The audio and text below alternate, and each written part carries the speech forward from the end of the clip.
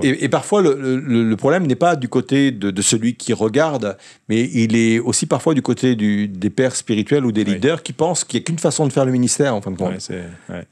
Parce qu'eux, ils ont été appelés à ça, quoi. Ou une façon de faire les choses, quoi.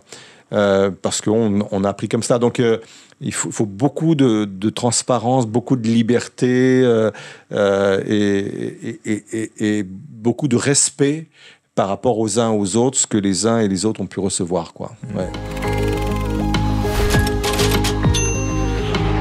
Bonjour, bienvenue à ELM en question. On est heureux de pouvoir vous accueillir pour cette dernière émission de l'année 2023.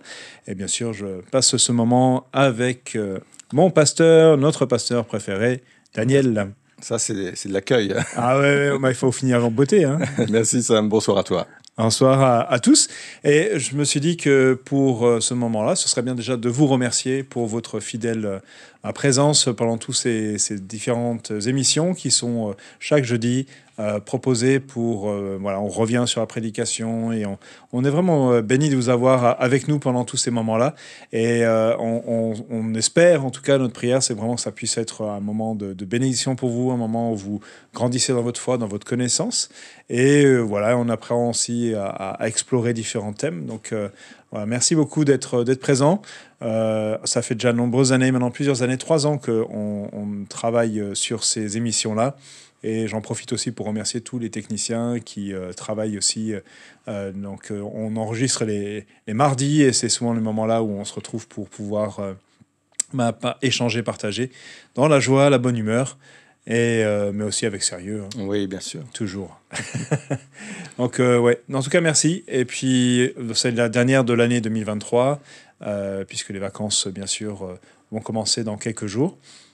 Mais on se retrouvera, bien sûr, en 2024 avec plein de nouvelles choses. On vous en partagera un petit peu. Il y aura 2024 va être une année normalement particulière pour notre Église ici à ELM. Tout à fait. Et donc voilà, sans plus tarder, je propose qu'on commence par le thème du jour. Hein. On reste dans le thème de l'identité. Oui, avec le dernier message, le 6e, hein, je suis moi. C'est ça. Ouais. Donc tu es toi. Ouais. Ça va être un... Donc du coup, c'est tout un sujet. Ouais, moi, c'est déjà un sujet à moi tout seul. Donc venir sur l'identité et l'acceptation de soi, c'est ça. Oui, tout à fait. L'importance de pouvoir accepter que l'on est différent des autres. Ouais. C'est vraiment tout le sujet à cette, on va dire, non-comparaison, d'acceptation de notre cheminement. J'ai bien aimé le fait que tu commences justement par dire combien c'est difficile. On va regarder ça justement en images. Et puis, on va se retrouver juste après pour les premières questions de cette émission. Je me souviens le jour, j'étais ado, où j'ai donné ma vie à Dieu. Je me vois encore me mettre à genoux sur le bord de mon lit, d'accepter Jésus comme mon sauveur, mon Seigneur, et de lui donner en échange ma vie. Ça a pris quelques minutes, mais il m'a fallu, je le répète, des années et des années à m'accepter moi-même, parce que c'est extrêmement compliqué d'assumer qui on est, d'assumer d'être soi-même. C'est tellement compliqué que pour un homme comme Abraham, pour que Abraham devienne réellement lui-même, il a fallu qu'il reçoive une parole de Dieu puissante. Genèse 12, verset 1, il est dit ceci: « Va, quitte ton pays, ta famille et la maison de ton père pour te rendre dans le pays que je t'indiquerai. » Et l'expression hébraïque utilisée pour dire « va et quitte » signifie littéralement « va pour toi » ou « va sur ton propre chemin ». Abraham, il est temps que tu deviennes ce que tu es. Il est temps pour toi, il avait 75 ans à cette époque-là, il est temps pour toi que tu ailles sur ton propre chemin. Et c'est pas pour rien quand il est dit « quitte ton pays ». Parce qu'il y avait une culture importante, il vient de la Mésopotamie, et c'était une culture forte vraiment, et sans aucun doute, Abraham était impacté par cette culture. C'est pas pour rien qu'il est dit également de quitter sa famille. Il y avait des codes, des normes au niveau familial assez importantes dans cette époque, et aussi quitter sa maison. Parce que l'image paternelle, on n'a pas le temps de développer cela aujourd'hui, mais l'image paternelle du père d'Abraham était extrêmement forte, au point quand Dieu lui a dit de quitter son pays, sa famille et sa maison, il n'a pas pu faire autrement que d'emmener avec lui son père Téra ou Térak, parce qu'il y avait une image importante, il y avait vraiment une pression importante de la famille. Et à 75 ans, Dieu est en train de lui dire d'une façon prophétique, il est temps pour toi de quitter ton pays, de quitter ta famille, de quitter ta maison et de devenir ce que tu es appelé à être. Devenir ce que tu es réellement. C'est pas simple d'être soi-même. Pour nous aujourd'hui, c'est un vrai combat. Dans un monde qui nous dit en permanence ce que nous devrions être, la façon dont nous devrions penser, la façon dont nous devrions nous comporter, ce à quoi nous devrions ressembler. Alors Daniel, être soi, c'est compliqué, c'est difficile? Ouais, c'est tout un défi. Je pense que les internautes le réalisent et on le réalise aussi individuellement. Mais là, on touche vraiment au point de l'identité. Là. Je pense que c'est important de poser cette thématique. Je pense qu'il y a une grande attente sur ce sujet parce qu'effectivement, c'est compliqué de pouvoir se définir soi-même, quoi. Et on se définit souvent au travers du regard des autres, ce que les autres pensent. Le fameux « qu'en dira-t-on » quoi. C'est une dictature. Et on a du mal parfois à s'écarter de cela. Alors, être soi-même, c'est prendre des risques quelque part. Être soi-même, c'est offrir aux autres une image peut-être qu'on aimerait meilleure. Donc je pense que pour toutes ces raisons-là, oui, c'est hyper compliqué, hyper difficile, et pourtant c'est libérateur, quoi. Ouais. Ça me rappelle quand Jésus posait cette question à ses disciples, que dis-tu, enfin que les gens disent qui je suis en fait, qu'est-ce qu'ils pensent. C'est vrai que c'est ce côté. Alors lui, c'était pas du tout une question de pour cette raison, ouais. Mais ça montre aussi, je pense, beaucoup de personnes réfléchissent par rapport à ça. Et après, ça dépend qui parle. Mais c'est vrai que après, c'est aussi peut-être une quête dans le sens où on est toujours, j'allais dire depuis, on parle souvent de l'adolescence, c'est un peu le moment où on sort un peu de cette période-là, où on prend conscience du fait que on veut devenir nous-mêmes, sans trop savoir qui c'est. Mais c'est vrai, comme tu le dis, ça prend des années.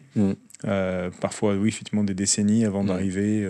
Souvent, on dit que entre 20 et 30 ans, c'est un peu la période dans laquelle les choses, petit à petit, doucement, se deviennent de plus en plus claires. Mais c'est vrai que pour avoir aussi moi vécu, ça prend beaucoup de nombreuses années comme cheminement. Ouais, je pense que c'est pour cette raison qu'on parle parfois aussi de la crise de la quarantaine, quoi. C'est un cap à passer. Et quand on le capte, moi, je pense pas. Il faudra poser la question à Patricia, mais je pense pas que j'ai eu ma crise de quarantaine. Mais je pense que quand on arrive à bien se construire au fur et à mesure des années, même si ça prend effectivement du temps, je pense que naturellement, on va vers l'homme ou la femme qu'on doit être, et c'est pas toujours évident, quoi. Oui. Donc c'est peut-être pas linéaire, mais c'est peut-être un peu par des temps de, pas de crise, mais en tout cas des temps de révélation, dans lesquels on s'installe. Oui, d'abandon, d'acceptation. Il y a tout un cheminement autour de cela. Certaines personnes n'y arrivent pas parce que justement, il n'y a peut-être pas ce côté abandon, étape, poursuivre des étapes, révélation, comme tu disais. Et c'est pas pour rien que cette thématique, on l'appuie sur la parole de Dieu, parce que plus on connaît Dieu, plus on se connaît en fin de compte. Plus on connaît la parole de Dieu, plus on apprend à se connaître aussi. Donc l'identité, elle vient aussi de cette connaissance-là, quoi. On va parler justement après, tout à l'heure, du Créateur.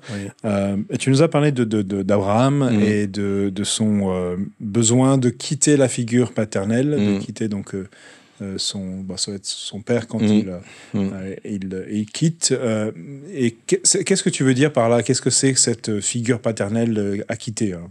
Ouais, je pense que le père avait une grosse emprise sur le fils. Et j'en veux pour preuve le fait qu'à 75 ans, il est obligé d'emmener son père. Et on comprend même qu'à un moment donné, il s'arrête à Charran. Et il faut attendre que le père meure pour qu'enfin il puisse reprendre le chemin vers lequel le Seigneur le dirigeait.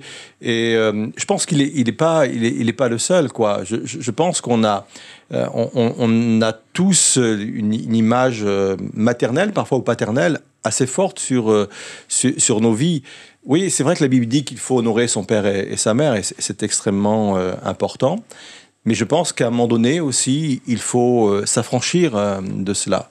Moi, je connais des adultes pour les recevoir en entretien comme toi, hein, des entretiens pastoraux, où on s'aperçoit que l'image de la mère ou l'image du père est une image encore forte, quoi.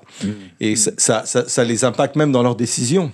Ouais. Ça les impacte même dans leur choix professionnel. Ça les impacte même dans le choix du mari ou de l'épouse.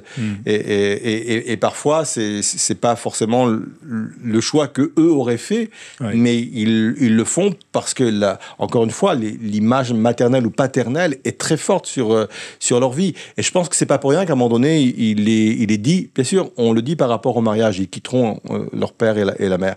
Mais parce que le mariage est considéré comme une étape naturelle et évidente. De l'âge adulte. De l'âge adulte, effectivement.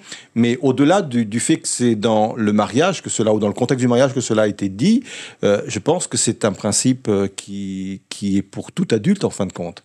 Et quitter son père et sa mère, c'est pas partir loin, hein. C'est pas les renier. Oui, c'est mon père, c'est ma mère, j'en prends soin, je les aime de tout mon cœur, mais quelque part, je dois m'affranchir aussi.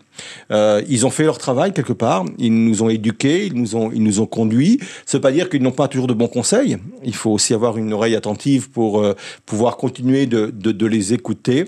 Mais je prends cela comme quelque chose qui va alimenter ma réflexion. Leur conseil va venir alimenter ma réflexion parce que, oui, c'est des personnes sages, mais je m'affranchis après de la décision. C'est moi qui prends la décision. Je m'affranchis de leur décision, en fin de compte. Oui. Ouais, c'est une façon de dire, je ne prends plus que en considérant que leur position, mais aussi mes propres, ce qui en moi, ce que je reçois, et notamment on va parler de notre relation avec Dieu. C'est pour ça que l'expression hébraïque qui est utilisée quand il dit « quitte ton pays, quitte ta famille, etc. », elle est très intéressante. « Va sur ton propre chemin maintenant ». C'était ça, hein, c'est ça littéralement. « Va sur ton propre chemin ».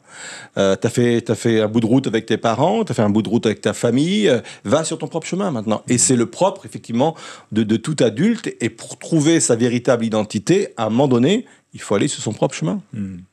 Oui, d'ailleurs, c'est l'objectif de l'éducation, hein, c'est d'amener la personne à être autonome et à partir de ça pour continuer son chemin et elle-même aussi construire sa propre famille, etc. Enfin, avec ce principe-là, en tout cas, de transmission et après d'envol. Oui.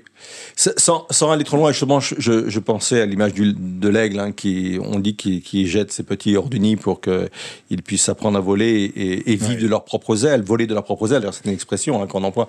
Et sans rentrer très loin dans le débat, mais la société parfois actuelle me fait peur sur ce plan-là. On voit parfois une jeunesse dans laquelle on les a élevés, on l'a élevé dans une espèce de cocon là, et dans du coton, quoi, et on s'aperçoit que ils ont du mal d'être autonomes, ils ont du mal à prendre leurs propres décisions, ils ont du mal, et encore une fois, d'où le trouble aussi d'identité, et je pense que l'éducation parentale sur ce plan-là est extrêmement important, quoi. On les éduque effectivement pour les envoyer, quoi, pour qu'ils deviennent ce qu'ils sont, pour qu'ils deviennent l'adulte qu'ils doivent être. Oui, c'est sûr. Il y a des rites et des choses qui existent parfois dans certaines sociétés qui fait qu'on bascule. On sait qu'on est passé à une autre étape. Et souvent, c'est vrai de quitter la maison pour aller, souvent pour les études, ou pour parfois partir à l'étranger, ou pour quitter en tout cas la maison familiale. Souvent, ça joue un rôle dans ce côté-là. On revoit que quand on revient, il y a un autre type de relation. Il y a une sorte de passage qui a été fait. Une autonomie qui a été gagnée. Donc, tu nous as parlé de ça, mais tu nous as parlé aussi du physique, parce que tu nous as parlé que c'était aussi un aspect sur les gens, parfois nous avons du mal à accepter, et tu as noté notamment que près de 70% des Français avaient du mal avec cet aspect-là. Pourquoi ça semble avoir tant d'importance Moi, je pense que ça vient de la chute de l'homme. On a parfois partagé dans cette émission le fait que nous étions tripartis, en fin de compte, corps, âme et esprit. Et si on peut imaginer ça en forme de cercle, aujourd'hui on mettrait le corps à l'extérieur, on mettrait l'âme au milieu. L'âme, c'est ce que je suis, le siège de ma volonté, de mon intelligence, de mes émotions. Et au milieu, on mettrait l'esprit. L'esprit, c'est ce qui me permet, entre autres, de communiquer avec Dieu, c'est l'intuition, c'est la conscience et tout ça. Cette forme-là, ce schéma-là, tel que je viens de l'expliquer, c'est suite à la chute de l'homme. Mais avant l'homme, tous les cercles étaient inversés. L'esprit était à l'extérieur, l'âme était toujours à l'intérieur, et le corps était vraiment à l'intérieur. Ce qui avait le plus d'importance, c'était l'esprit, en fin de compte. D'ailleurs, il vivait avec Dieu dans le jardin d'Éden. Il y avait une transparence totale avec Dieu. L'âme ensuite, et le corps au milieu. Depuis la chute de l'homme, tout est inversé. Le corps, la chair, d'une façon générale, avec ses sens aussi, a pris une part énorme, quoi. Et l'âme après, et l'esprit après. C'est pour ça qu'on parle des fois, mais je suis sûr qu'on n'est pas trop honnête quand on en parle parfois, que la beauté intérieure, c'est la principale. Oui, bien sûr, on est d'accord sur ça. Mais c'est un peu pour masquer le fait que je suis peut-être pas avantagé extérieurement, mais bon, j'ai une belle beauté d'âme. Donc, je pense que c'est pour cette raison-là que tout ce qui est extérieur prend une telle importance, c'est que notre âme a appris à être bien en fonction de son extérieur aussi. Par rapport au regard des autres, par rapport à son propre regard aussi, le regard que nous renvoie le miroir le matin. En fin de compte, l'âme a changé de position et a besoin de se sentir bien dans un corps qui lui dit t'es pas mal, ou t'es dans les normes, t'es dans la norme. Ouais, c'est peut-être plus facile à évaluer au premier abord aussi, peut-être. Ce qui est plus visible. Et puis, ça peut être... c'est une enveloppe, donc finalement, c'est sûr on peut pas voir vraiment l'intérieur. C'est ce que j'allais dire, il y a un peu ce côté où l'homme évalue ce qu'il peut voir et basé sur ces sens-là. Mais c'est important, et c'est vrai qu'on voit que c'est de plus en plus important, en plus dans une société où l'apparence, le paraître est de plus en plus... le critère qui permet de différencier les uns les autres. Et justement, on sait que ça rend difficile, du coup, l'acceptation de soi.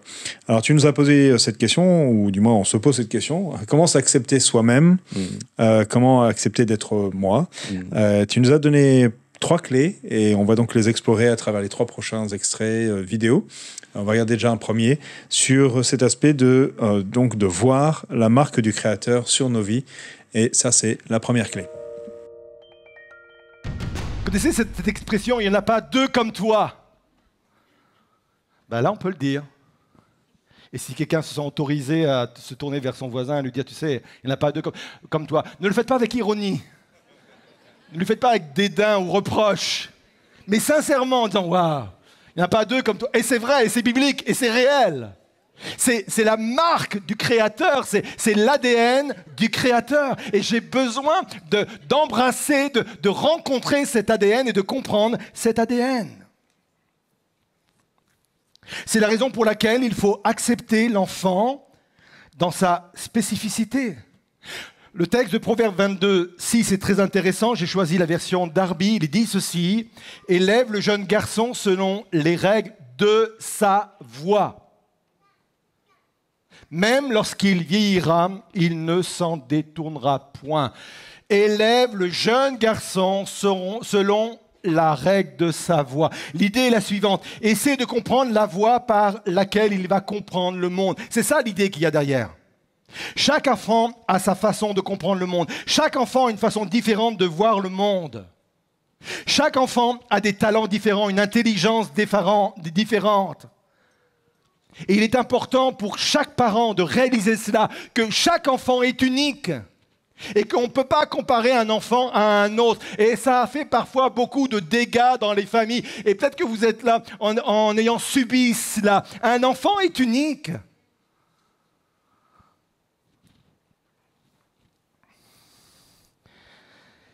Il y a ce dessin, sans aucun doute, vous l'avez vu déjà passer quelque part dans un livre, sur les réseaux sociaux, où on voit des animaux qui sont les uns à côté des autres. Il y a un singe, un pingouin, un éléphant, un poisson, un phoque, un chien, et derrière il y a un arbre. Et devant ces animaux, il y a un professeur, un instituteur derrière une table, et qui dit ceci: pour une sélection plus juste, vous serez soumis au même examen. S'il vous plaît, montez à l'arbre. Et c'est ce qui a fait dire à Einstein cette citation: tout le monde est un génie. Mais si vous jugez un poisson par sa capacité à grimper aux arbres, il passera sa vie entière persuadé qu'il est totalement stupide. Combien sont d'accord pour dire que ça, c'est une réalité? Je suis moi. Je suis moi avec ma forme d'intelligence, je suis moi avec mes émotions qui me sont propres, je suis moi avec ma personnalité. Nous sommes différents, c'est l'ADN de Dieu, c'est la marque de Dieu, vraiment, c'est la marque du Créateur. Et pour être moi-même, j'ai besoin de rencontrer et d'embrasser cette réalité. Je prie pour que le Saint-Esprit vienne nous le révéler à tous et à toutes. C'est la marque de Dieu, je suis totalement différent. Arrêtez de vous comparer. Alors quand je pense à ces questions de diversité, je me suis posé la question, parce qu'aujourd'hui on est très conscient de cette diversité, peut-être trop, j'en sais rien, enfin, c'est la question que j'ai posée. Comment du coup apprécier cette diversité, on voit cette richesse-là, sans tomber dans une sorte de forme de singularisme, en fait, de dire que chacun étant différent, chacun doit avoir ses propres règles, avoir ses propres lois, et surtout quand on vit dans une communauté ou quand on vit dans une société comme n'importe qui, en fait. Ouais. Moi, je pense qu'il faut se rappeler qu'à la base, donc, puisqu'on parle du Créateur, en fin de compte, il a fait de nous des êtres sociaux, en fin de compte. Il aurait pu nous créer avec cette individualité, et tu es tout seul et tu fais ton truc dans ton coin, mais il n'a pas voulu. Et c'est pour ça, quand il a regardé l'homme qu'il avait créé en premier, il n'est pas bon que l'homme soit seul. Et il ne parlait pas simplement d'union, encore une fois, par rapport au mariage, homme-femme, mais il parlait dans un sens général, comme un principe créationnel. Il n'est pas bon que l'homme soit seul dans son coin. Il aurait pu faire plusieurs individualités, comme ça, plusieurs hommes individuels, chacun dans son coin. Mais encore une fois, le principe a été posé dès le départ. Il n'est pas bon que l'homme soit seul. Et Dieu a fait en sorte que j'ai besoin de l'autre pour mon propre bonheur. J'ai même besoin de l'autre pour une certaine complétude. Ça se dit complétude, je pense. Complétude, oui. Complétude, hein. Et j'ai besoin de l'autre pour... Je peux pas être complet seul. Je ne peux pas être satisfait seul.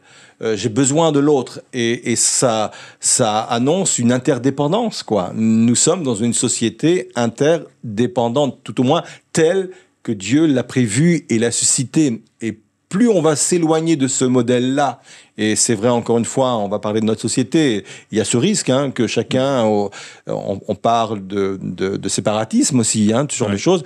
Je pense qu'on va perdre une grande dimension du principe créationnel que Dieu a mis en place pour notre bonheur, en fin de compte. Ton équilibre à toi, ton bonheur à toi, c'est de vivre avec cette interdépendance des uns et des autres, quoi. Il n'est pas bon que l'homme soit seul. Et du coup, quand j'ai écouté, je me suis dit, j'essaie de voir les pièges éventuels qu'il peut y avoir derrière en poussant à l'extrême cette idée de dire je suis moi-même et puis voilà, tu m'acceptes comme je suis. Parfois, ça peut être utilisé, on l'a peut-être entendu, peut-être certains l'ont entendu, oui, pour justifier des modes de vie, des styles de vie. Parfois, effectivement, des idées, des pensées qui sont parfois même destructrices, et dire voilà, mais moi je suis moi, donc tu dois m'accepter comme je suis, avec mes travers, mes torts, etc., mes péchés, mes façons de voir le monde, etc. Et voilà, on arrive parfois à pousser des extrêmes. Comment cette approche, comment avoir cet équilibre justement pour pas tomber dans ces travers-là? Ouais. Bah, je pense, comme le dit l'Évangile, je suis réellement libre qu'en Christ, quoi. Si Christ m'a franchi, je serai réellement libre. Et c'est illusoire de penser qu'en dehors de Christ, on est libre, quoi. Des personnes qui disent moi je fais ce que je veux et qui sont accros à la cigarette, à l'alcool et à la drogue, je leur dis non, vous faites pas ce que vous voulez, quoi. Parce que la preuve, c'est que vous avez un maître, en fin de compte, qui est l'addiction, ou même des fois une philosophie de vie, peut-être aussi une dictature pour nous. Donc, c'est un peu comme le disait aussi l'apôtre Paul par rapport à sa chair dans l'Épître aux Romains. Moi, j'ai envie de faire le bien, mais le mal est attaché en moi. Donc, je ne peux pas être véritablement moi en dehors de la libération que Christ me propose, quoi. Et je deviens vraiment moi à partir du moment où je vis la délivrance que l'Évangile me propose, et je deviens moi.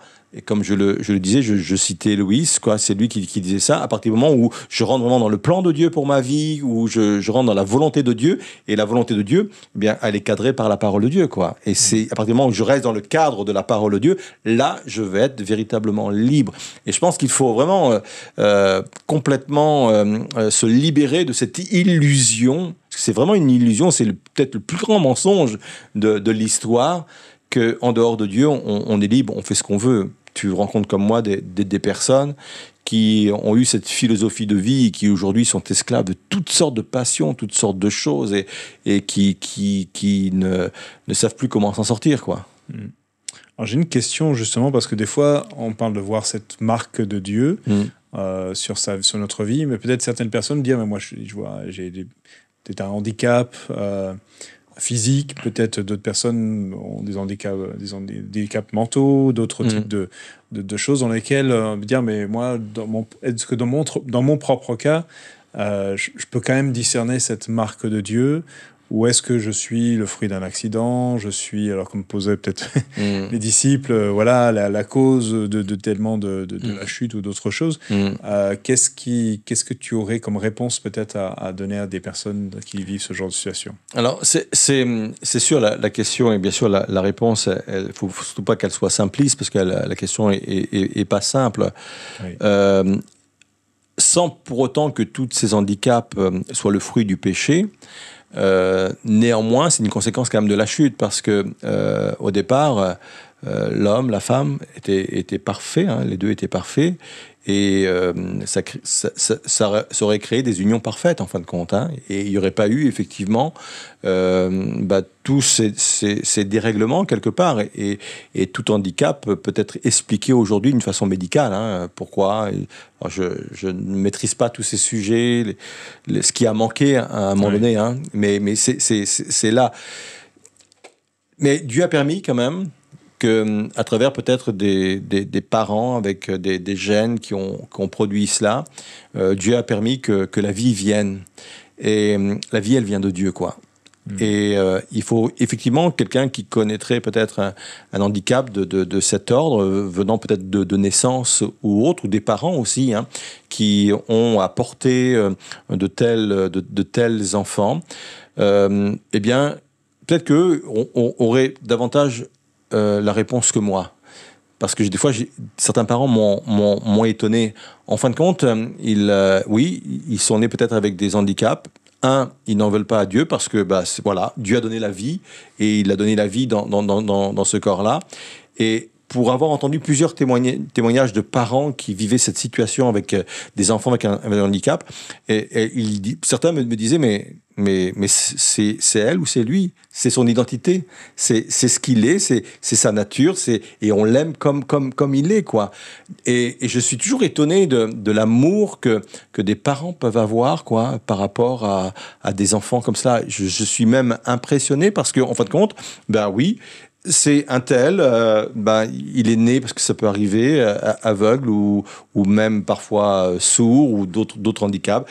Ça fait partie d'elle, ça fait partie de lui. C'est son identité, c'est elle comme ça, et elle fait partie de nos vies comme cela. Alors c'est effectivement un sujet complexe qu'on peut pas répondre comme cela aussi facilement, et je m'excuse si je manque de discernement par rapport à cette situation, mais oui, et si quelqu'un aussi est en état d'adulte, comprend aussi que son handicap le rend différent des autres. Moi, je crois que cet handicap peut être aussi une bénédiction pour d'autres, et j'ai toujours en tête là ce pasteur. Donc, j'arrive pas à citer... Nick Jubicic. Voilà, c'est un nom compliqué, qui lui, est une source de bénédiction. Je sais pas s'il y a beaucoup de valides qui ont eu un impact sur le monde comme lui, quoi. Bien sûr, on pense à des Billy Graham et autres, mais il est de cette envergure-là, quoi. Ouais. Sans bras et sans jambes, quoi. Et lui, il a compris aussi que sa vraie vie, c'est pas ici, mais c'est dans l'au-delà. Ouais. Et même si 80 ans ou 90 ans sur Terre, c'est long, mais qu'est-ce que par rapport à l'éternité? Donc, il y a toute une dimension, toute une approche qu'il faut avoir, qui nous dépasse et qui est tellement important. C'est bizarre que tu me poses cette question. Il y a une heure avant, là, j'étais en train de réfléchir. J'étais dans la salle de culte, là, en bas, et je remettais en place une chaise, parce que c'était réservé pour une place handicapée, tu vois. Et je me souvenais de ce témoignage d'une personne qui avait l'habitude de se mettre à cet endroit, qui était en fauteuil roulant. Et pendant un temps, au sein de l'Église, on avait des conseillers qui s'approchaient sur le devant et qui priaient lors des appels, etc. Et il y avait un conseiller qui, quand il voyait cette personne s'approcher dans son fauteuil roulant, priait pour sa guérison. Et elle était venue me voir en me disant, moi, je veux pas qu'on prie pour ma guérison, je ne viens pas pour ça. Si je m'approche, c'est parce que je suis touché par le message, ouais, et que mon âme a été touchée et je veux vivre quelque chose par rapport à ce qui a été dit. Mais moi, mon handicap, je l'accepte. Ça fait partie de ma vie. Et je ne saurais peut-être même pas que faire et comment gérer ma vie sans cet handicap. Parce que moi, ça fait partie de moi. Et moi, ça m'avait impressionné, quoi, d'entendre ça de cette personne. En fin de compte, parfois, ceux qui vivent dans un handicap l'acceptent davantage eux-mêmes que les autres extérieurement, quoi. Ouais. Donc oui, c'est des choses... et là, je suis bien conscient, hein, qu'on est loin de répondre complètement à la question, mais ce type de réflexion me touche, quoi. Ouais. Je tiens à préciser en plus que c'est pas une question qu'on a préparée. Oui, oui. Mais c'est sûr que je m'en doute, à chaque situation, bien sûr, il y a une réponse plus spécifique. Mais ça me rappelle ce que tu disais tout à l'heure, justement, en parlant de cette inversion du corps et de l'esprit. Et finalement, c'est vrai que quand on commence à considérer la personne non pas comme un corps, mais surtout comme un esprit, avec une âme, avec ce qui finalement va perdurer, elle, au-delà même de ce temps terrestre, ça change complètement notre perspective, même par rapport à des limitations physiques. Oui, et ce que tu dis est intéressant, et ça fait penser à d'autres témoignages de personnes qui, ne pouvant pas développer leurs facultés physiques, disent elles-mêmes, j'ai développé des capacités au niveau de mes émotions, au niveau de mon intelligence, au niveau de mes sentiments, comme j'aurais pu jamais le faire. Il y a un ressenti, il y a un vécu intérieur tellement puissant et tellement fort, quelque part pour compenser peut-être le développement qu'on ne peut pas donner sur le plan physique, qu'ils ont une vie intérieure tellement riche qu'ils sont comblés, quoi. Et ce type de témoignage encore m'impressionne, quoi.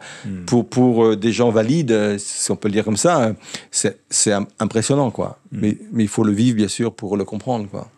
Oui, puis ça nous renvoie parfois à nos propres complexes ou des choses. On se dit, mais finalement, si moi j'ai du mal à accepter certaines minorités, voilà, et ça nous renvoie à des choses beaucoup plus grandes. Et c'est là où c'est vraiment, ça nous montre aussi justement la marque de Dieu dans la vie, non pas uniquement sur un corps, mais véritablement sur une personne et avec tout ce qu'elle comprend. C'est pour ça qu'il faut bien vivre sa vie présente. Mais quelle grâce de savoir qu'on va passer l'éternité dans un autre corps, quoi, complètement libre, libéré et autres, quoi. C'est une espérance. C'est vrai, effectivement. En tout cas, c'était cette première clé de voir justement cette marque de Dieu sur nos vies. Tu nous as parlé ensuite de le fait que cette deuxième clé, que Dieu a préparé un chemin unique pour moi, pour chacun d'entre nous. On va regarder cet extrait et on revient tout de suite après avec quelques questions pour aller un peu plus loin. Comprendre que Dieu a préparé un chemin unique pour moi. C'est ce qui est dit pour Abraham. Va sur ton propre chemin. J'ai un chemin réservé uniquement pour toi. Nous avons des chemins différents. Nous avons des appels différents. Chacun est soit dans son appel, dans son ministère, dans son métier, dans son travail. Vous avez une façon de servir Dieu que personne ne peut offrir. Vous avez une façon de louer Dieu que personne ne peut offrir. Une façon de chanter comme personne. Même s'il y a un voisin qui est en train de dire « J'aimerais quand même, tu es original dans ta façon de chanter, mais j'aimerais que tu chantes un peu moins faux quand même. » Mais c'est votre façon de chanter. Vous avez une façon d'aimer comme personne. Vous avez une façon d'écouter les autres comme personne. Ça ne veut pas dire que je ne dois pas évoluer dans mon domaine. Ça ne veut pas dire que je ne dois pas évoluer dans mon ministère, dans mon appel, dans mon métier, dans mon talent.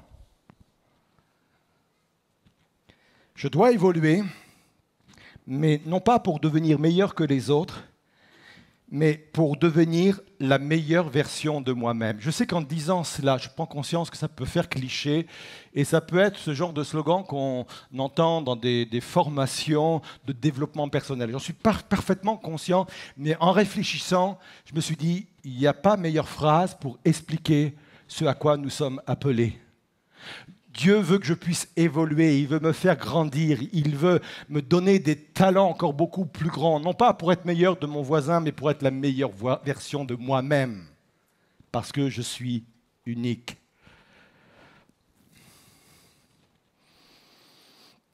Laisse-toi guider par Dieu pour aller sur ton propre chemin.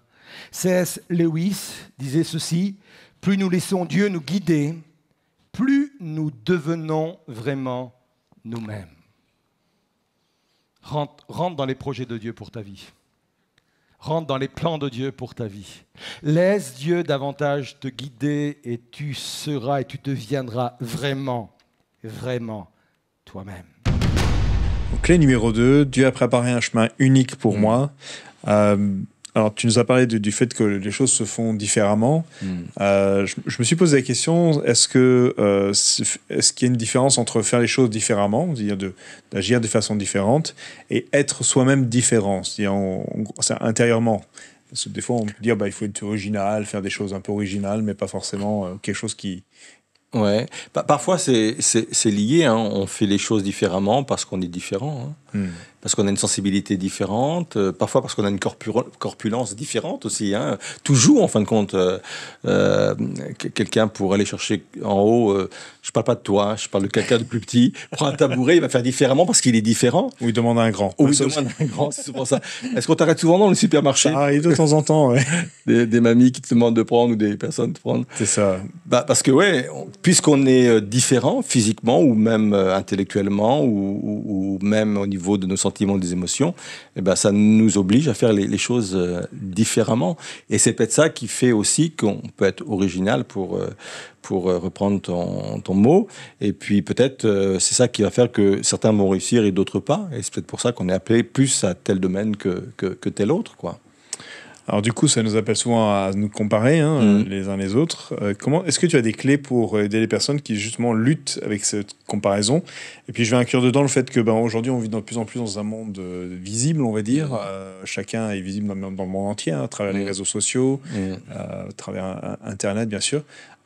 Du coup, comment vivre cette façon-là? Comment en tout cas avoir des clés pour faciliter ça? Moi, je vais pas être original dans ma façon de répondre, mais je pense... Mince. Pas être différent. Mais je vais revenir à la thématique, quoi. Plus je vais ancrer en moi cette notion d'identité, qui je suis, moi, j'aurais tendance effectivement à avoir cet esprit de comparaison, cet esprit de compétition, même si parfois la compétition a du bon, hein, ça nous permet de pousser les curseurs et de nous dépasser quelque part. Mais je pense que c'est ça. Il faut apprendre à réaliser qu'on est vraiment différents. Nous, on est différents. Et c'est pas la peine de se comparer parce que on n'est pas appelé à la même chose. Et si on est appelé même au même métier, on va pas le faire de la même façon. On va le faire avec notre personnalité. Et il y a de la place pour toutes les personnalités. Il y a la place pour toutes les différences. Donc oui, c'est vraiment important de franchir cette étape-là. Et encore une fois, hein, c'est une dictature quand on est sans cesse dans la comparaison, quoi. Puis la comparaison, il faut un point d'équilibre. On se compare par rapport à quoi ? On est meilleur par rapport à quoi ? Et des fois, on a des normes, des standards qui sont complètement faux, quoi. Moi, j'ai toujours été impressionné, par Philippe. À un moment donné, il est dans une région, il se passe des miracles extraordinaires, quoi. Il touche des foules, quoi. Vraiment des foules. Et à un moment donné, Dieu le prend et Dieu le met dans un endroit, dans un désert, pour rencontrer un homme, certes pas n'importe qui, c'était un ministre. Et c'est là où l'eunuque va se faire baptiser. Je me suis souvent posé cette question, si le travail avait été fait par deux personnes différentes, là ça va, c'était la même personne, mais deux personnes différentes, qu'est-ce qu'on nous on aurait dit déjà de ces personnes-là, et elle, comment elle se serait comparée? Elle se dit, waouh, là-bas, lui, là-bas, l'autre, là-bas, waouh, il a du succès quand même, des foules, il y a des miracles, des guérisons, des délivrances, et moi je suis là pour, excuse-moi l'expression, mais un pleu-pleu, quoi. Et en fin de compte, ce qui leur aurait permis d'être assis vraiment dans ce qu'ils sont, c'est parce que chacun avait la conviction d'être dans la volonté de Dieu, quoi. Ouais. Et la satisfaction, elle est là. La satisfaction, elle n'est pas dans le résultat. La satisfaction, elle est dans le fait, je suis dans la volonté de Dieu. Dieu me demande de faire ça. Dieu me demande d'aller parler à ce ministre. C'est mon appel, c'est mon job. C'est ce à quoi je suis appelé. Et d'autres, Dieu m'a appelé à ça. Et je m'épanouis dans ce que Dieu m'a confié. Je pense que c'est une des clés supplémentaires pour éviter peut-être la comparaison. Dieu m'a pas demandé ça. Donc en fait, on va dire, si on peut dire ça, sur la difficulté, c'est une question de valeur. Oui. J'aime bien, en fait, à un moment, effectivement, Paul, il parle de ça, où il dit, certains sont mis en valeur. En gros, ils ont le corps. Hein. En gros, voilà, ils ont reçu ce qu'ils avaient. Voilà. Mais d'autres ne sont pas forcément, mais devant Dieu, ils ont de la valeur d'autant plus. Et il y aura comme on leur doit de la valeur d'autant plus. Mais c'est vrai qu'il y a ce côté lumière qui est très visible. On vit dans un monde très médiatisé. On a tout un star system avec tout un. C'est vrai que de se déconstruire de tout ce fonctionnement-là, et même, je pense même dans l'Église, on a besoin de parfois juste retrouver cette simplicité, comme tu le dis, de savoir je suis qui je suis. Je n'ai pas ni à être, comment dire ça, à vouloir être quelqu'un d'autre que ce que Dieu a mis en moi. Mais c'est vrai que, comme on l'a dit, c'est tout un processus, un cheminement. Ouais, nécessaire, indispensable. Il faut qu'on grandisse tous dans ce domaine-là. Et c'est, encore une fois, c'est pas simple, ça prend du temps, mais qu'est-ce que ça libère quand on y arrive, quoi. Et on fait le travail différemment. Ouais. Moi, j'ai toujours été impressionné, Jésus qui lave les pieds, quoi, à ses disciples. S'il le fait, c'est parce qu'il savait qui il était, quoi. Il savait qu'il était le Fils de Dieu. Et quand on est conscient de notre identité, on n'a pas peur de faire des tâches qui ne sont pas valorisantes sur le plan humain, qui ne nous met pas forcément dans la lumière. Et encore une fois, on revient toujours à l'identité. Quand on sait qui on est, quoi, on n'a pas de problème, quoi, sur le reste. Ouais. Et est-ce que c'est pas comme enfin, je pense à l'éducation, mais je pense aussi à Paul qui disait soyez mes imitateurs comme je suis un imitateur de Christ, comme j'ai mis Christ. Ce côté un peu où on a besoin de relais, peut-être qui nous accompagnent jusqu'à un certain moment. Alors je pense aux parents quand on est jeune, après peut-être des enseignants, après peut-être des points de figure dans tel ou tel domaine. Qui nous portent. Je pense aussi aux artistes. Souvent, ils s'inspirent de différents maîtres, etc. Puis, peut-être l'idée, je pense, derrière, c'est après pour eux-mêmes, en maîtrisant différentes approches techniques, d'avoir leur propre voix, leur propre touche. Ouais, il y a un piège dans ça. Je pense que tu as connu comme moi, dans notre cursus pastoral, on ne devient pas pasteur du jour au lendemain dans la famille évangélique dans laquelle on se trouve. Il y a tout un cursus, ça prend à peu près 7 années et on commence sous la présidence d'un pasteur, quoi. Et c'est vrai que le pasteur président a été pour beaucoup de jeunes et pour moi aussi des références, quoi. Et parfois on reconnaissait le président à la voix du stagiaire qui prêchait parce que il y a un mimétisme là. Il y avait un mimétisme. Ouais. Donc je pense qu'il faut s'inspirer de figures comme ça. Effectivement, il y a des figures hyper inspirante, quoi. Et quand Dieu met devant nous des pères spirituels, il faut vraiment s'en inspirer parce que c'est des gens qui vont nous élever, qui vont nous donner des codes sur le plan moral ou le plan éthique, sur la façon de faire. Mais il y a un piège parce qu'il faut toujours rester soi-même, quoi. Rester soi-même. Et de dire, oui, ça m'inspire, mais je suis moi-même. Je ne veux pas tomber dans du mimétisme, je ne veux pas devenir un clone d'eux, je ne veux pas faire du Daniel Potier pour reprendre mon nom, mais je vais être moi-même. Donc oui, il y a un équilibre à avoir, il y a un côté inspirant d'avoir des leaders, des pères devant soi, des imitateurs, comme le disait Paul, et tout avec ce défi de rester soi-même, quoi, de rester soi-même. Et c'est important. Je pense qu'on forme aussi, nous, nos jeunes autour de nous, avec cette figure-là, avec cette idée-là. Oui, qu'on soit pour vous des inspirations, mais soyez vous-même, quoi. Surtout, soyez vous-même, quoi. Ce qui peut être une façon d'imiter quelqu'un en disant sois toi-même, comme je suis moi-même, avec mon cheminement, avec mon... Et de libérer peut-être cet aspect-là en disant trouve ton chemin, quoi. Et parfois, le problème n'est pas du côté de celui qui regarde, mais il est aussi parfois du côté des pères spirituels ou des leaders qui pensent qu'il n'y a qu'une façon de faire le ministère, en fin de compte. Parce qu'eux, ils ont été appelés à ça, quoi. Ou une façon de faire les choses, quoi. Parce qu'on a appris comme ça. Donc, il faut beaucoup de transparence, beaucoup de liberté et beaucoup de respect par rapport aux uns aux autres, ce que les uns et les autres ont pu recevoir, quoi. Alors, quels seraient tes conseils, justement, parce que tu nous as parlé du fait que c'est toute une évolution, d'évoluer pour devenir cette meilleure version de nous-mêmes, pour reprendre l'expression que tu as utilisée, que tu t'excusais d'ailleurs d'utiliser presque. J'étais conscient que c'est le genre de citation qu'on peut entendre dans le développement personnel, quoi, dans tous ces cours de développement personnel. Est-ce que du coup, tu aurais quelques conseils pour... Alors, on en a partagé déjà quelques-unes peut-être là, mais pour dire, voilà, c'est bien qui tu es là aujourd'hui, mais on est toujours en construction. Ouais, on est en devenir. Il faut bien comprendre que nous sommes des êtres en devenir, en fin de compte. Il y a plein de textes qui parlent de cela, ce que Dieu a commencé en vous, il va l'achever, etc. Que tes progrès soient évidents pour tous. Donc, il faut bien être conscient, et ça c'est la première clé, être conscient que nous sommes des êtres en devenir. Et que si on n'avance plus, on va reculer. Que, voilà. L'évangile, c'est un évangile qui transforme, quoi. Il sauve et il transforme de gloire en gloire. Et ça passe par une piété, ça passe par... Alors moi j'entends par piété, j'entends ma communion avec Dieu, ma communion avec sa parole, j'entends par piété mes engagements aussi vis-à-vis de Dieu. Et c'est ça qui fait qu'à un moment donné, je suis transformé de gloire en gloire, et pas pour ressembler à un tel ou un tel, mais pour que je devienne effectivement, pour reprendre cette expression, la meilleure version de moi-même. Parce que Dieu, lui, il sait où m'emmener. Hein. Et c'est l'image du potier dans le livre de Jérémie, quoi, du prophète Jérémie. Lui, le potier, quand il forme, il sait où il va. Il sait l'image qu'il va donner à la masse, en fin de compte. Il sait très bien. C'est pour ça qu'à un moment donné, quand ça ne réussit pas, il recommence, quoi. Parce que lui, il voit l'image. Il dit, lui, il ne sera pas... ce sera pas une assiette, ce sera, je sais pas, un vase d'honneur, etc. Il voit déjà la base. Donc, il transforme avec un but.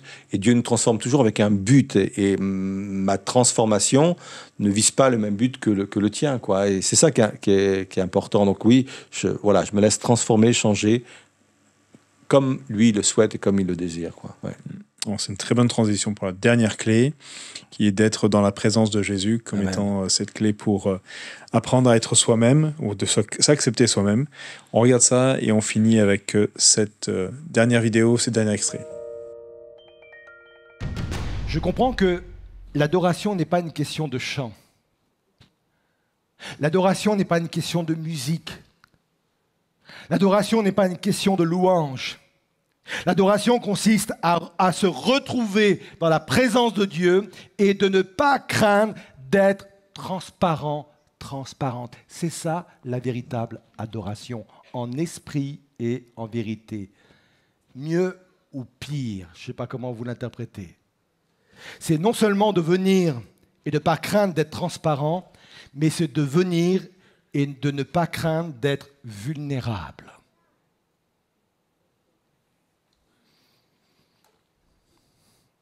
Vulnérable à propos de qui je suis. C'est la meilleure position pour rendre un culte à Dieu. Avant d'arriver à être soi-même face aux autres, sur notre lieu de travail, sur notre lieu d'enseignement, dans notre famille, dans notre quartier, que sais-je, au sein de l'Église, avant d'être soi-même devant les autres, apprenons à être nous-mêmes devant Dieu. Dieu cherche des adorateurs en esprit et en vérité. Et quand Dieu me permet d'apprendre à venir devant lui, et vous allez le voir, c'est presque mécanique, tel que je suis, sans faux semblant. Il y a comme une force intérieure qui vient m'habiter et qui me permet d'assumer ce que je suis. Je ne suis pas parfait.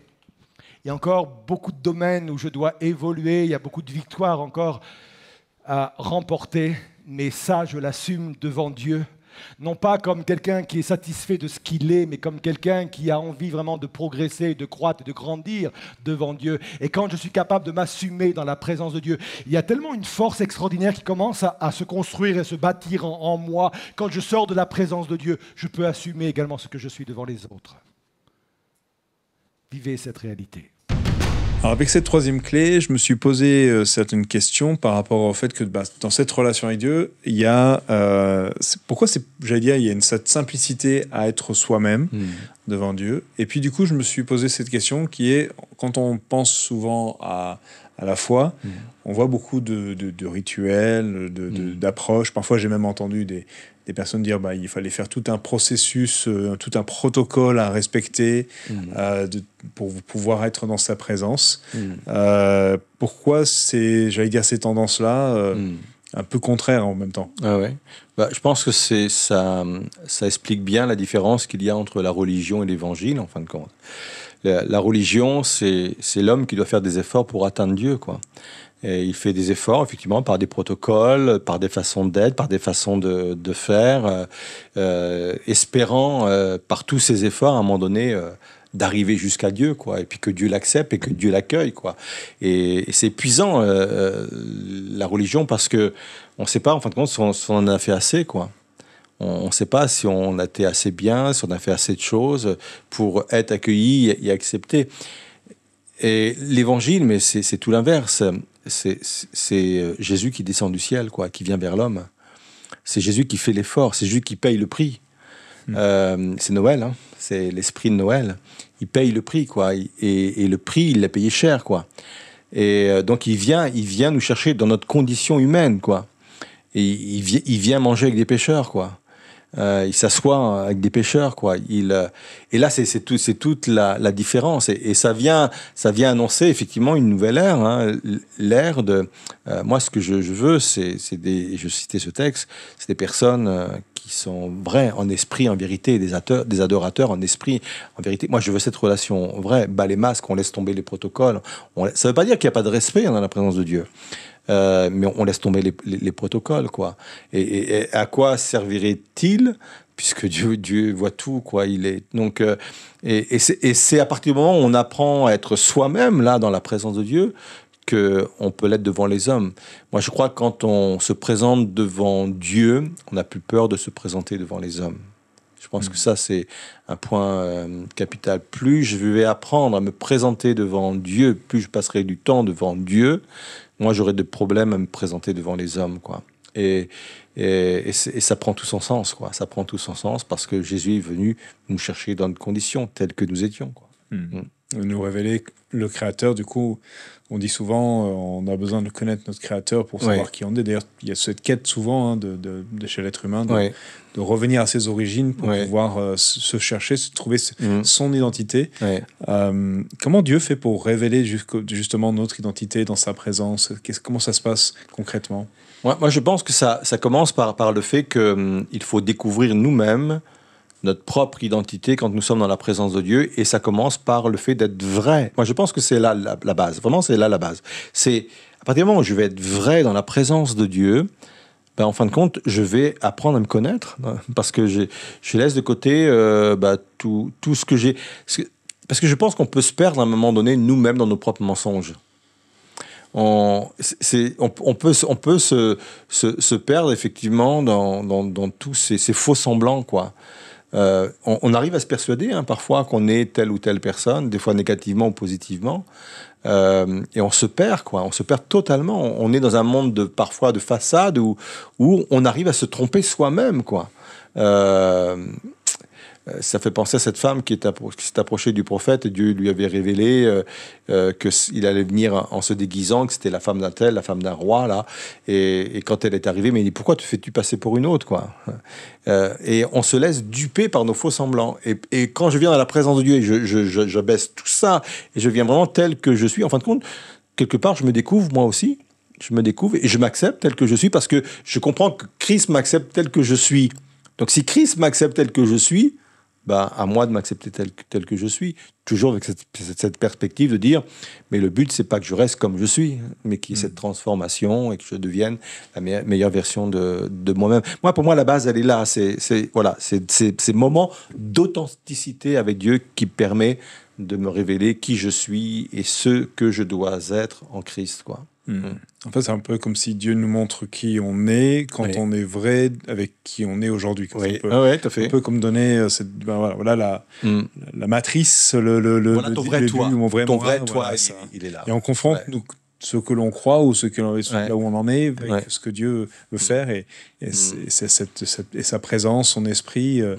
C'est un peu comme si la création pouvait continuer, pouvait reprendre son chemin avec le Saint-Esprit qui vient agir dans le cœur et rétablir, corriger, réduire. J'allais dire, j'aime cette image aussi que Jésus disait des yeux. Les yeux de votre âme.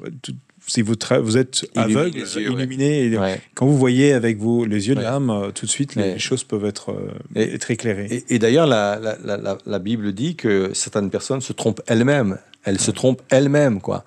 C'est le père du mensonge, le diable. Non seulement il nous dit des mensonges, mais il nous fait croire des mensonges aussi sur nous. Parfois, encore une fois, négativement ou positivement. Des fois, il nous fait croire que nous sommes bons, alors que non, on n'est pas bon, quoi. Que c'est légitime ce qu'on fait, mais c'est pas du tout légitime. Parfois, il nous fait croire que nous sommes nuls, et on ne l'est pas parce que personne n'est nul, quoi. Donc, c'est important de revenir à la vérité, à la source de la vérité, quoi. Il n'y a pas de puissance contre la vérité, dit la Bible. Et la vérité, c'est une personne, c'est Christ. C'est en venant à Christ que je connais la vérité, quoi.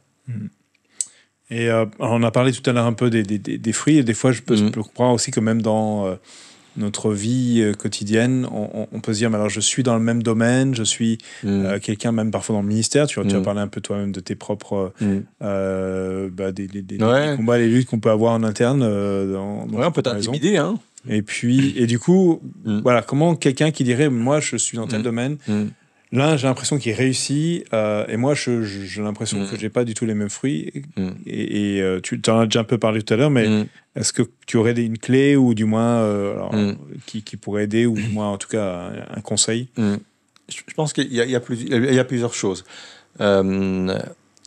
Je parlais d'intimidation, mais je pense que l'intimidation, c'est un esprit. Je parle pas de démonologie, hein. Même si ça peut être inspiré d'une façon ténébreuse.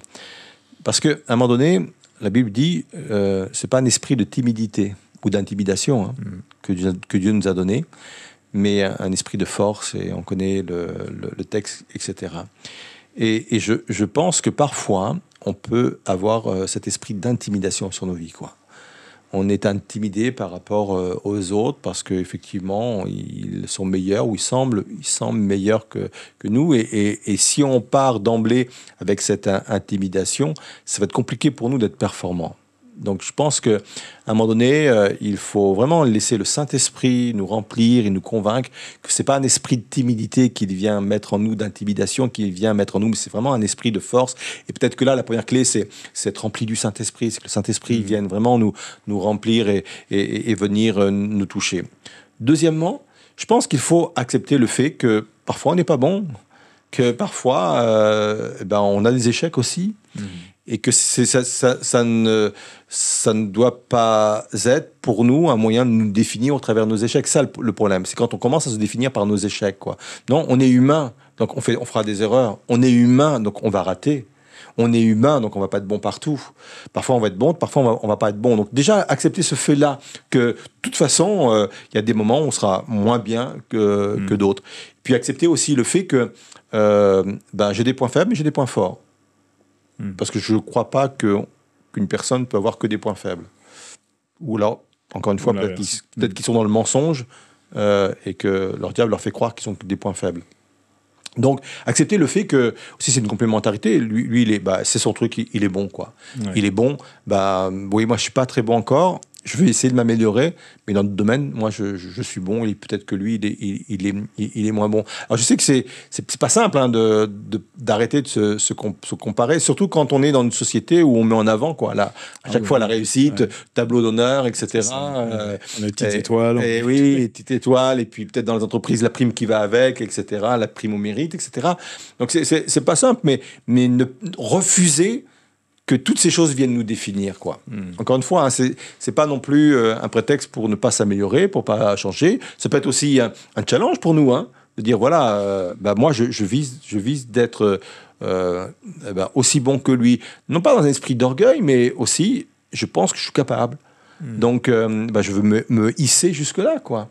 Je veux apprendre de lui, je veux m'inspirer de lui, et moi, je veux être bon aussi dans ce domaine-là. Pas avec des mauvais mobiles, bien sûr, d'être le meilleur, parce que voilà, je veux aussi mon étoile sur le tableau, même si on a le droit d'être fier aussi de nos réussites, c'est pas un péché d'être fier de ses réussites, mais oui, go, allons-y. Ouais. Je crois que c'est Paul qui disait examinez votre propre comportement et si vous y trouvez quelque chose de bon, soyez-en en gros fiers, sans comparaison avec les autres. Il parle vraiment de ce côté-là. C'est vrai que ça aide. Et puis aussi, peut-être, je pensais au fait qu'il y a aussi différentes saisons et des fois on peut comparer les saisons de quelqu'un qui a déjà peut-être plus d'expérience ou peut-être un appel différent. C'est vrai. Ou une dimension différente. Et peut-être que je suis pas dans mon bon secteur d'activité non plus. C'est possible aussi. Je peux m'interroger sur le sujet, parce qu'encore une fois, je crois qu'il y a des chemins qui nous sont réservés, quoi. Et peut-être que je ne suis pas dans mon bon secteur d'activité, parce que j'ai fait ça, encore une fois, parce que papa et maman m'ont demandé, et puis je sentais que c'était approuvé d'eux, etc. Mais ce n'est pas ce que j'avais en moi, etc. Mais une reconversion professionnelle ou même ministérielle, ça existe. Ça existe. Peut-être parce qu'on est arrivé aussi au bout d'une saison, comme tu disais, tu parlais de saison à l'instant, et que Dieu nous demande de rentrer dans une autre. Il y a plein de choses comme ça qu'il faut analyser. Je ne pense pas qu'il y ait une réponse simple et unique. Je pense qu'il faut bien analyser chaque situation. On va s'arrêter là pour cette émission, et puis en même temps ça conclut un peu tout le... Je crois que c'était le dernier sur la question de l'identité, c'est ça ? Oui, c'est cela. Ouais. Super, donc du coup ça permet de clôturer en même temps la série, clôturer la saison 2023 pour l'émission élément question. Je ne sais pas si tu as un dernier mot pour les fêtes de fin d'année ou quelque chose que tu voudrais partager avec les internautes pour clôturer cette année 2023. On va vivre le culte de Noël ensemble, donc dimanche à 10h. Bon, la thématique, tu le devines. Noël. Noël. Noël, on sera sur Noël. Non. Oui, en avant, ouais, c'est ça, en avance. Ouais, c'est ça. Ouais, non, les seuls, peut-être le conseil, c'est vraiment profiter de ces moments-là, quoi. Je sais que c'est pas toujours évident quand on passe par des moments peut-être compliqués. Mais ce sera le sujet de la prédication de dimanche. Je pense que la joie n'est pas liée aux événements, en fin de compte. Ouais. Et qu'on peut se réjouir même dans des temps de fête comme cela, même si les événements sont contraires, quoi. La joie, c'est quelque chose qui est complètement détaché des événements. Parce que c'est pas une émotion, mais c'est un sentiment. Et j'expliquerai dimanche la différence entre une émotion et un sentiment.